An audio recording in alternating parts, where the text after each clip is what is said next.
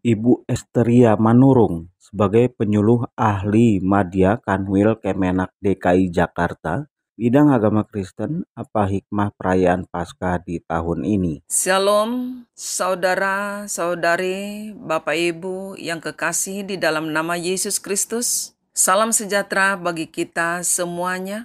Perayaan Paskah pada tahun ini merupakan yang perdana setelah masa pandemi global yang relatif dan telah berakhir. Patut kita bersyukur kepada Tuhan Allah karena kemurahannya yang telah menolong bangsa Indonesia melewati masa mencekam ini. Kita sangat mengapresiasi kerja keras semua pihak yang telah mematuhi segala aturan dan peraturan agar terbebas dari pandemi COVID-19. Pasca di tahun 2023 adalah bahwa kita sungguh-sungguh telah terlepas dari banyak masalah krusial. Setelah berlalunya pandemi COVID-19, maka pada saat ini kita mengambil hikmah bahwa kebangkitan Kristus akan memberikan kemenangan bagi kita untuk melawan segala hal yang menghambat dan yang mengkekang ataupun yang menjajah baik itu tubuh jasmani kita di dalam COVID-19. Tapi pada saat ini kita bersyukur kita telah dibangkitkan dan kita merayakan Paskah di tahun 2023 ini. Kekuatan baru inilah yang memberdayakan semua umat manusia, secara khusus umat Kristiani, untuk tetap semangat dan tetap bersyukur kepada Tuhan bahwa hidup ini adalah berkat daripada Tuhan. Lalu, kebahagiaan apa yang dirasakan umat Nasrani dalam merayakan Hari Paskah pasca pandemi? Paskah merupakan peristiwa kebangkitan dan kemenangan Kristus atas kuasa maut atau kuasa kegelapan. Peristiwa Paskah sesungguhnya membebaskan manusia dari segala ketakutan, kekhawatiran, dan frustrasi, sebab maut sudah dikalahkan oleh kebangkitan Kristus. Yesus yang bangkit dari kematiannya memulihkan iman setiap orang yang percaya kepadanya.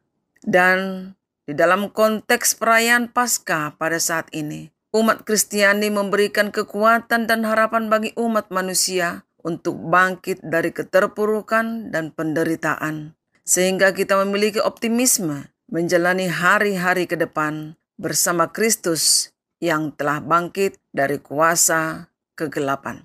Tantangan berat yang dihadapi oleh umat manusia, namun kita berbahagia dan sangat bersyukur di mana kebangkitannya membukakan pintu-pintu berkat dan membukakan segala hal yang baik di dalam kehidupan umat ciptaannya dan umat yang percaya kepadanya.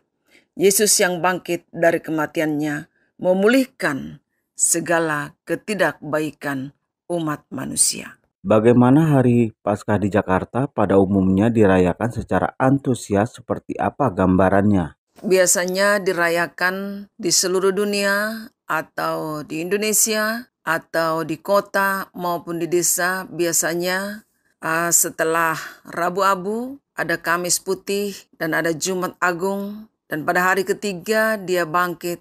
Itulah yang disebut dengan hari Minggu dan hari Paskah.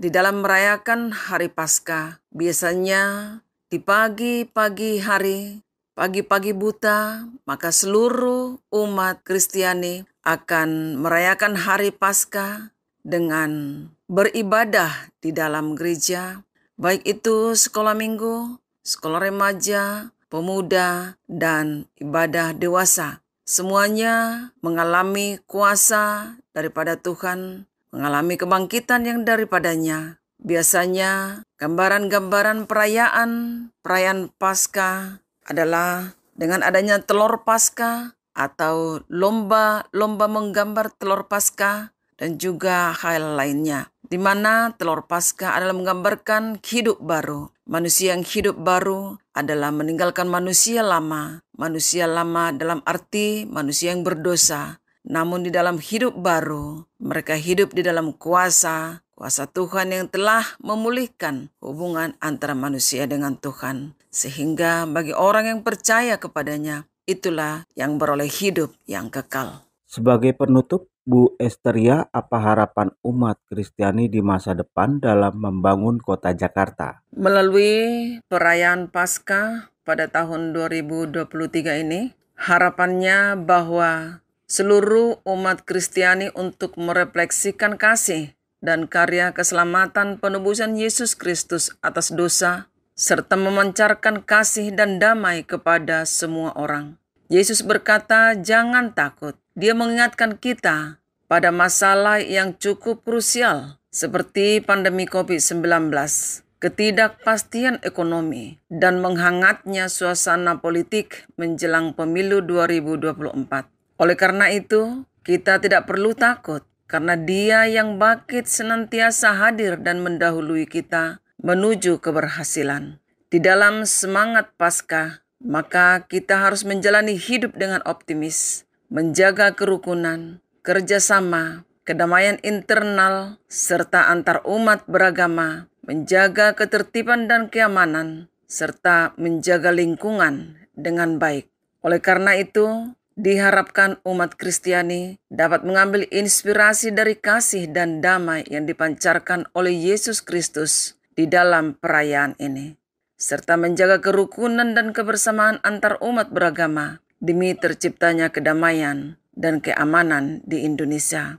Selamat merayakan Hari Paskah. Dia telah bangkit dan kita telah menang dari kuasa dosa. Kita dimenangkan oleh kebangkitannya. Maka hiduplah dalam kasih, hiduplah di dalam damai. Tuhan memberkati kita semua. Shalom, salam sejahtera bagi kita semua. Baik pendengar, selamat Paskah bagi umat Kristiani dan terima kasih.